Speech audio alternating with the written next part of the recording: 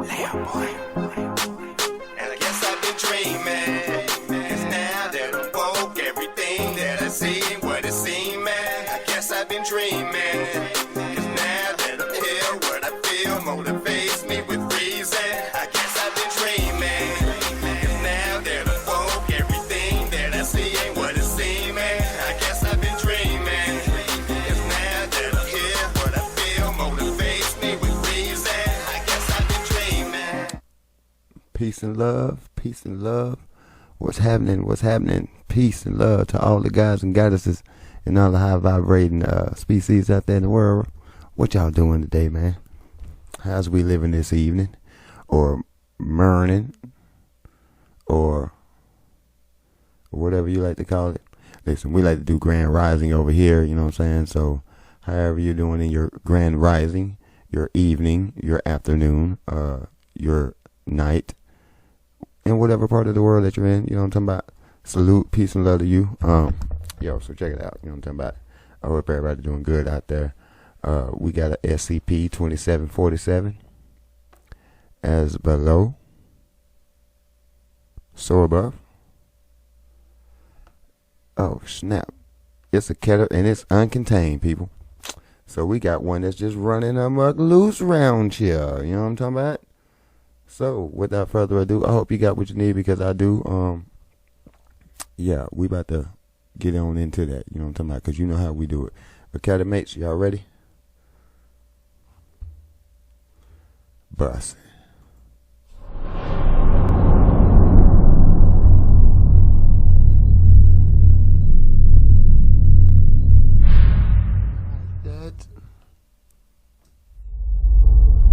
Good afternoon, everyone. My name is Dr. Miller, and the SCP we're going to be looking at today is SCP-2747. Yeah. Object Class, Keter, previously Euclid, and Threat Level, Black, previously Green. Special Containment Procedures. Foundation watchdog algorithms are to monitor online and print media for mention of SCP-2747 positive key phrases. All matched are to be tagged and forwarded to the Department of Analytics, which will provide further confirmation of SCP-2747 manifestation. In case of positive identification, all affected media are to be suitably corrected by a standard Foundation media alteration protocols. 912A, Twilight Zone, 943A, Poisoned Well. Observational Procedure, Lucid Chalice. Controlled observation of SCP-2747 will take place using local computing resources to procedurally generate narratives at varying levels of complexity and nestedness.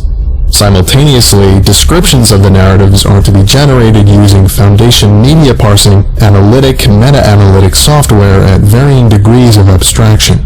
The results can then be examined for signs of SCP-2747 by periodically scanning for data irregularities. Any generated narrative containing such irregularities can then be flagged as an instance of SCP-2747, with its seed conditions subsequently tagged as SCP-2747 conducive. Given a large enough sample size, the boundary conditions of SCP-2747 can then be identified and mapped with a sufficient degree of clarity. Furthermore, a watch list of 7,000 artists is to be maintained and observed at all times for localized signs of SCP-2747 manifestation in their respective works using the aforementioned analytic, meta-analytic software. In order to increase the observable resolution and range of deeply nested metafictional manifestations, this watch list should consist mainly of individuals, groups, and organizations whose works tend toward containing metafictional content, such as mise en abîmes and stories within stories. The sponsoring and/or covert influencing of such content creators can be sanctioned to that end. The results of Lucid Chalice will be documented within the current documentation as Appendix B. Description: SCP-2747 is a phenomenon appearing in print and online media whereby platforms dedicated to the discussion of works of fiction begin to mention a non-existent instance of fictional media. Despite said non-existence, articles, posts, comments, and other related meta-content created with regard to the non-existent work of fiction will be found treating it as real. Okay, so meta.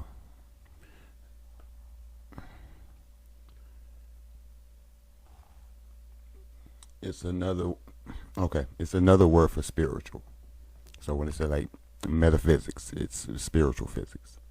It's spiritual. So what's going on here with this is this particular SCP it's spiritual. It seems to be spiritual in nature.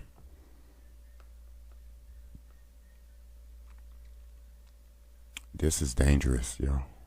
This thing sounds dangerous. Non-existent work of fiction can be mentioned by various individuals in varying capacities, ranging from brief mentions in forum posts to being the subject of entire academic essays. Descriptions, screenshots, photographs of physical copies, and brief segments of text from said work of fiction can often be discovered in SCP-2747 affected media.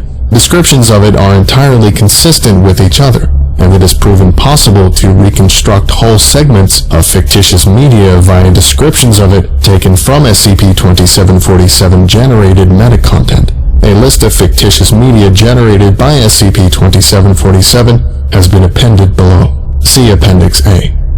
Where possible, the affected material can be traced to existing individuals. However, when questioned under duress, said individuals invariably deny having written the affected material and deny all existence of the fictitious media mentioned within. SCP-2747 has never been documented in real time. All observed instances thus far have been recorded post hoc. No instances have been documented prior to January 2008. The reason for this was previously unknown, but it is now known that it conforms to pataphysical observations documented in full in Appendix B.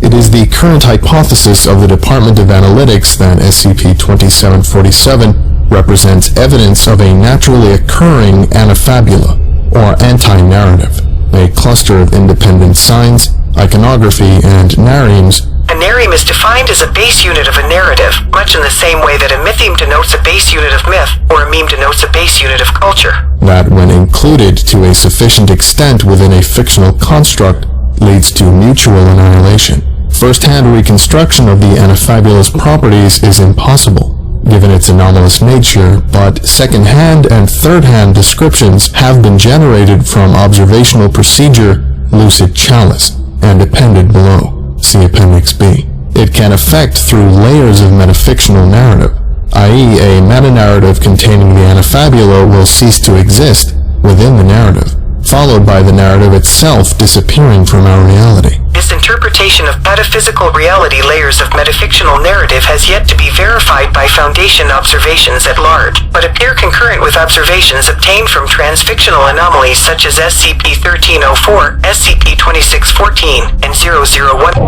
The key identifier of the anafabula is that it invariably represents an in-universe antagonist or anathema in all manifestations of SCP-2747, likely due to inherent narrowing components indicating its alien, yet centralizing nature. Update. The above-mentioned hypothesis has been confirmed as a working model of SCP-2747. Please refer to Appendix B. Update. The following procedures are to be enacted following the successful conclusion of observational procedure Lucid Chalice. See Appendix B. At no time are the properties of the anafabula as outlined in Appendix B to arise in real life, whether as a result of deliberate or natural action. Any object, person or event bearing more than significance level alpha to the semblance threshold is to be altered via whatever means possible. Access to information regarding SCP-2747, especially the information contained within Appendix B, is to be strictly limited to clearance levels 42747 and 3 analytics. Due to the pataphysical implications and inherent uncontainability of SCP-2747 as detailed in Appendix B, it is to be classified as Keter with immediate effect. Appendix A. Partial list of manifestations of SCP-2747. Additional material. Non-existent work referenced. Punta de la Espira. Medium, short story. Extent of manifestation. 17 articles created and edited on wikipedia.org. Summary of work. Punta de la Espira, in English, Tip of the Spire or Spiral, is apparently a 1951 short story by Gabriel Garcia Marquez. It describes an unnamed protagonist as he sails down a river towards a desolate, black-horned mountain in order to deliver a gift to an unspecified recipient. The journey is rough and treacherous, and he dies of exhaustion at the end of the story, appearing to be no closer to his goal than when he first began. The mountain is described in detail throughout the story, with recurring metaphors alternatingly alluding to it as either an abode of the gods or a demonic presence. Non-existent work referenced. Taitoru, Japanese. The film's title describes itself. It is the Japanese phonetic pronunciation for the English word title. Medium, animated film. Extent of manifestation. One article created on tvtropes.org, with 55 edits made to various trope pages ranging from Despair Event Horizon to Foreshadowing and What do you mean it wasn't made on drugs? Summary of work. Taitoru appears to be an animated film directed by Satoshi Kon shortly before his death. It is described as a psychological thriller chronicling a struggling manga artist as she attempts to complete and publish her first work under a tight deadline. Stress takes its toll and boundaries blur. She begins to hallucinate, and the movie ends ambiguously as to whether she achieved her goal or succumbed to her weaknesses. Typical of Kon's style, the animation is described as meticulous, kaleidoscopic, and occasionally deeply disturbing. One scene features the protagonist physically grappling with the shadows in her apartment, described under the trope entry for Your Mind Makes It Real as the manifestation of her creative block, which eventually engulf and consume her. Non-existent work referenced. No Sister of Mine. Medium, video game. Extent of manifestation. 77 threads on somethingawful.com, each carrying between 3 and 103 comments. Most users were established members of the Something Awful community. Summary of work. No Sister of Mine is supposedly a turn-based role-playing video game of the fantasy horror genre published by Pokahan. While Pokahan existed as a major game development studio operating out of Seoul between 2002 and 2005, no record of No Sister of Mine has ever been found. For the Nintendo GameCube in 2005. According to reviewers, the player controls a party of 6 unnamed characters as they explore a ruined kingdom with the intention to find a lost companion, referred to as Sister. It was widely panned by the reviewers, with much criticism being leveled at the glitch-filled battle system, incoherent dialogue, seemingly incomplete graphics, repetitive soundtrack described as nauseating and headache-inducing, as well as being impossible to complete. The game's non-playable characters continuously mention a coal-black, thorn-bound tome that, when read from, would enable one to either obtain great power or unleash a dreadful curse. What most reviewers assumed to be the final questline required the player to backtrack through the game's previous areas and recover fragments of the tome using their newfound abilities. However, the reviewers unanimously claim that no fragments can be found. One reviewer goes as far as to claim that the items themselves were never found inside the game's coding in the first place. Non-existent work referenced. The Scoliapendra Wiki.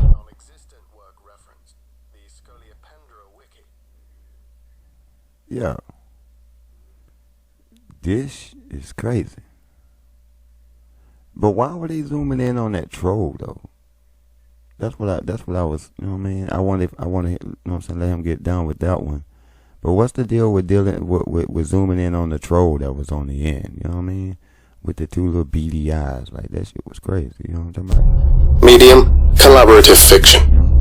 Extent of manifestation. 49 different pieces of fan fiction, ranging from 343 to 2,401 words in length, posted on fanfiction.net, each bearing between 1 and 6 comments. Summary of work. The Scoliapendra Wiki is deduced to be an online collaborative fictional universe belonging to the horror, speculative fiction, and weird fiction genres. It appears to have been hosted on some form of wiki site, though the address itself is never mentioned. The exact nature of Scoliopendra's plot is hard to discern, as the various pieces of fanfiction sport vastly differing storylines and range from character interpretations, further complicated by the involvement of other fictional universes and settings. What is known is that it involves a cast of 7 characters wandering between a series of realms, amassing and collecting items, possessing supernatural or abnormal properties. One item features heavily throughout the compiled works, a 7-sided obsidian emblem said to possess the power to destroy any object, person, or abstract concept with a single touch. It appears to be of great interest to the protagonists, who repeatedly make attempts to acquire it. However, it also appears to be currently in the possession of a sinister, unnamed antagonist, who is alluded to repeatedly in several works, yet is never seen. Non-existent work referenced. I.O. Medium, musical album. Extent of manifestation. Review columns in a total of 14 reputable publications, including the New Bombay Times, Pitchfork, and LA Flipside. Summary of work. I.O. is described as the 9th studio album by the now defunct English rock band Radiohead. It contains 6 tracks measuring a total of 34 minutes and 18 seconds. The majority of tracks appear to consist mostly of digitally manipulated samples from Radiohead's previous albums, layered over with sparse acoustic instrumentation and vocals. Reception of the album appears to be highly positive, with the exception of Pitchfork's Jessica Green, who gave an average review of 7.0. In particular, Green felt that the album suffered from hasty and uncoordinated post-production, likely not undertaken by Radiohead themselves. Audio cuts between the 5th and 6th track were described to be unnecessarily jarring, given the seamless flow between every other track in the album.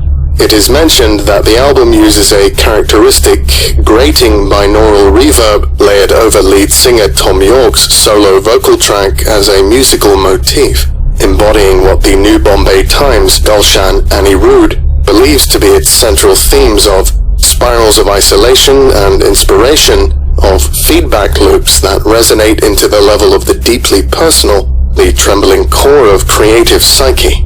Anirudh also mentions lyrics referencing suicide and self-harm, though presented through a series of oblique metaphors. I.O. never fears to toy with the idea of self-hatred and self-desecration, yet the album as a whole seems to fall short of its mark, always orbiting yet never quite touching upon the dreadful center. Non-existent work referenced. Maveen, or a treatise on the metaphysics of inner space travel, and the kingdom of Erekar, whose name is Darkness Made Light, and further theological expositions thereof. Medium, novel. Extent of manifestation. 7 articles published in a single week in various academic journals of literary criticism, each by reputable scholars. Summary of work. Maveen is described as the contents of a manuscript and accompanying charcoal illustrations found in the house of a Rithabile Abrams in 2014. Abrams appeared to have been a reclusive writer and artist working as a maintenance technician in Bloemfontein, South Africa, and clinically diagnosed with schizophrenia. A number of individuals partially match this description, though no work similar to Maveen exists. Maveen is a nested frame narrative written in Afrikaans, purporting to be a novel by the 17th century Dutch mystic. It describes the journey of the mystic, whose name is only given as Maas, learning of the structure of the Earth's interior as revealed to him in a vision. At the beginning of the novel, Maas dreams of a supernatural being that is aware of its nature as a dream entity and is highly indebted to Maas for bringing it into existence. In exchange, it promises to divulge to Maas the secrets of Earth. Maas, being corporeal, is unable to pass through the ground, and so the being decides to simply narrate the journey. It speaks of 6 realms demarcated by thresholds, ranging from the realm of treasure and minerals to an intangible plane of light and sound.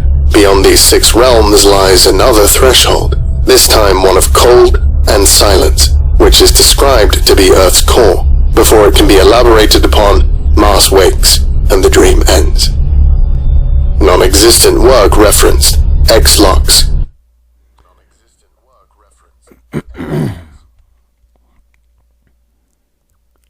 that cold, you know what I'm talking about? Cold and silent. It sounds like the first dimension, you know what I'm saying? Like, dang, man, that, like, yo, man, this, as below, so above. This is crazy. Like I said, spiritual in nature, definitely. Medium, you know what I'm saying? interactive novel. This is crazy. Extent of manifestation. In-depth posts on 7 different fiction review blogs, along with a mention in a Time magazine article The NKO Ingrid. Time, issue 35, 2008. on experimental narrative forms. The title is also mentioned in 175 Twitter posts, largely in the context of recommending it as an interesting, if underrated, piece of interactive fiction. Summary of work. X-Larks appears to be a work of interactive fiction of the mystery genre, written in a mixture of English, Catalan, and Spanish. It is presented as a set of epistolary narratives from the points of view of 6 characters, and a stream of consciousness narration of ambiguous provenance. Readers navigate between these 7 story threads, discovering hints of a murder, or several murders. Eventually, the narratives converge at a roadside diner during a thunderstorm, and the characters exchange their stories. From here, the resultant narrative structure cannot adequately be described as simple framing devices or stories within stories, as the inner tales eventually begin to intertwine such that later tales shed new light on ones recounted earlier, or themselves link to segments of text earlier on in the narrative after lengthy detours. At several points, characters attempt to consult the testimony of an absent individual, referred to as the stranger. The identity of the murderers or victims is never known, nor does the story have a conventional ending. Appendix B. Observations and conclusions from Lucid Chalice. Additional material. Data lost. This concludes today's lecture. Thank you for listening, if indeed you still are, and you are all dismissed. Goodbye.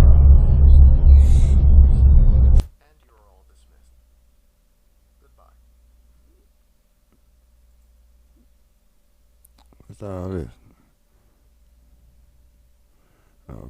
Okay. Well,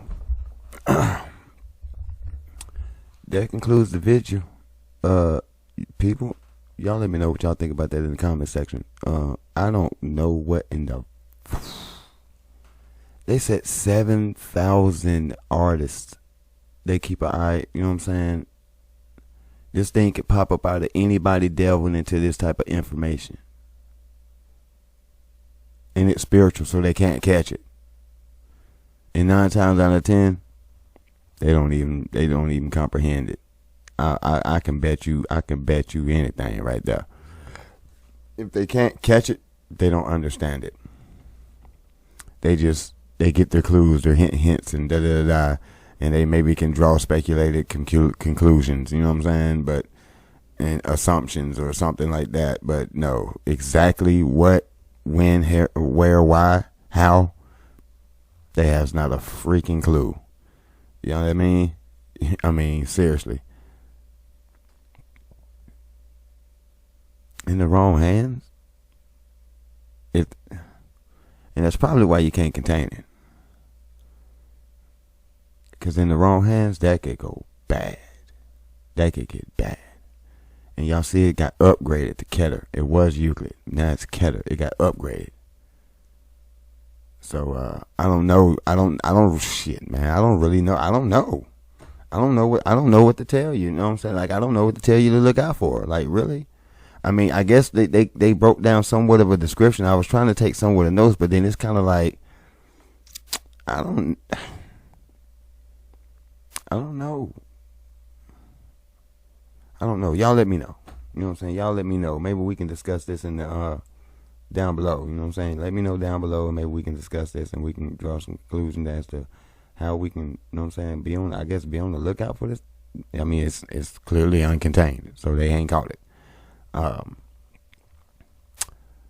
Yeah. Head on a swivel. Remember to, you know what I'm saying, keep yourself protected spiritually, mentally, physically, emotionally. Try not to let the world drive you crazy. I guess try not to let this thing be a part of your works.